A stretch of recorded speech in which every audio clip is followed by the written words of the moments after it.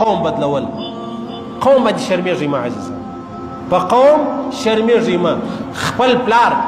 یعنې زه چې د کم بابا زوی یم نو زما بابا چې په قوم څوک دی زه هغه یم ته چې د کم بابا زوی یې نو ستا بابا چې څه دی ته هغه یې اوس که یو سړی راولاړ سو نو دا بابا یو دی او د نسبت و بل چاته وکړي یعنې قوم یې یو دی د نسبت و بل قوم ته وکړي چې زه پلانه یم زه پلانه یم د الله رسول فرمایي دا تر ټولو لوی مجرم دی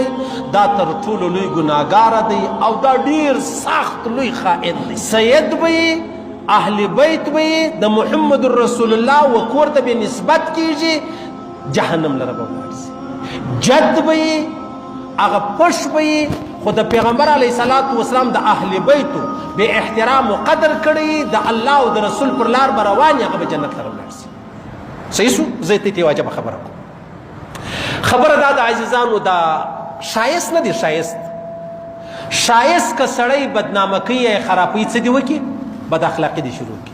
په بد اخلاقي باندې شایسته سړی بد ښکاره کیږي بدرنګ ښکاره کیږي او که چیرې یو سړی بدرنګ دی غواړي چې زه شایسته ښکاره سم اخلاق عالي که اخلاق برابر کا حضرت بلال پر رنګ داسې تک تور و لکه توره شپه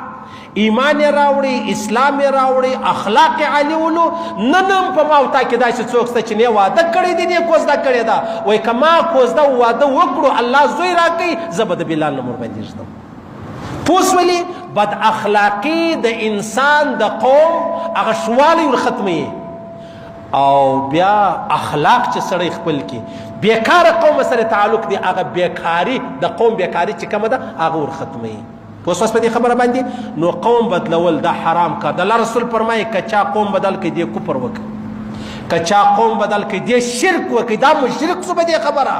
وګورئ په دې ښار کې بیخي ډېر خلک څه ده کرایهداران چې په کرایه باندې پراته وي چې هر ځای ولاړ ورور که په کاکړانو کې څو کاکړ دی که په درانیانو کې څو درانی دی که په سیدانو کې څو سید دی که په خلجیانو کې څو خلجی سو دا حرام دا ناجایز دا کفر دا شرک د الله رسول فرمایي د مسلم د بخاري احادیث دي دا او دا لوی مجرم دی دا لوی ګناهګار دی قوم بدلوي عزیزانو قطعا ما بدلوا